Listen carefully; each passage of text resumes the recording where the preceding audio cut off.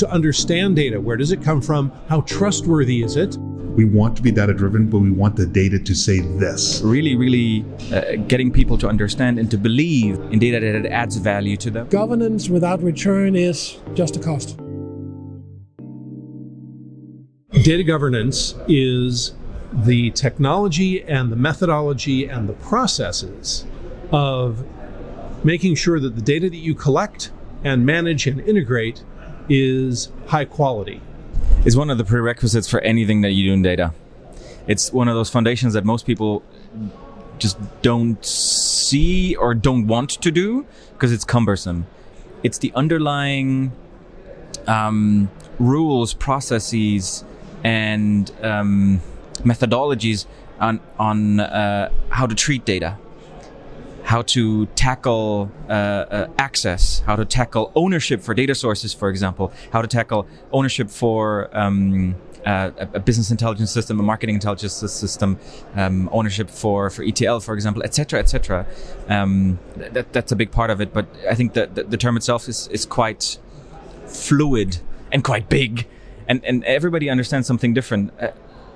For me, as dumb as it sounds, sometimes data governance is about the definition of governance. Data governance is really two different things, right? Because one thing is the traditional thing about data quality and actually making sure that the quality is data is something that is legally within limits, right? So it's the GDPR thing, making sure that you are legal in your setup and you have the right different aspects of things. But where we find data governance as something interesting is also tapping into the next level of it and actually saying, we are now in a place where data can do stuff on its own. So making sure that if data does stuff on its own, I need to trust the data I have. And very often we're in a situation that data might be legal but worthless. And then it's only semi-governance in the sense that I have it and it's compliant with the legal side of things, but I cannot use it to create any value for the organization. And then it's just a cost. Data governance is collecting, using, applying data in a way that's appropriate to conform with best practices and law, and what the intent of your organization is, what your organizational intent is for how the data is to be used. So you want to use the data properly, legally, accurately, and transparently.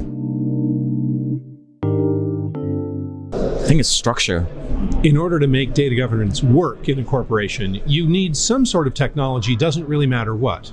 But mostly you need solid processes that everybody in the company agrees to. So you have to have that change management process of getting people to buy into the value so that they're willing to execute on the process. At the core of a good data governance is top-down, where you need buy-in from leadership so that all the practices within the organization are tied to appropriate data governance and complying.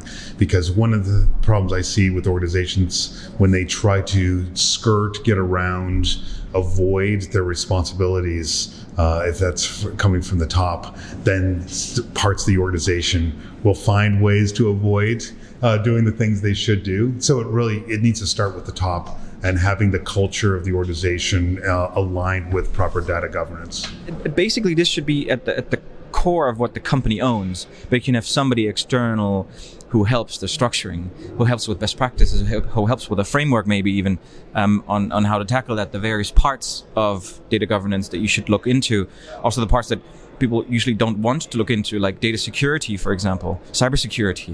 If a company is looking at outsourcing some of their data governance efforts, the technology can be brought in from wherever. You don't have to build your own. And you could bring in a consulting company to do a data governance audit to find out where you are and where you'd like to get.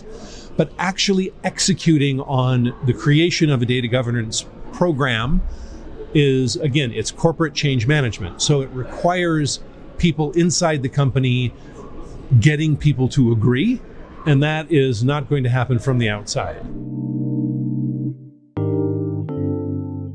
I think the difference is that classic companies simply rely on gut feeling, and on hypotheses that are not validated by data. And data-driven companies do the same thing. They form hypotheses, they have a great gut feeling in many cases, but where possible, they add a layer of data to confirm, to make it faster. That's on the decision-making side. On the automation side, yeah, I mean, there's so much that companies can do in terms of the data-driven automation. It doesn't always have to be, great Tableau dashboard of blah, blah, blah to make a better decision. Sometimes it can be just like a stupid process that can be done by a computer.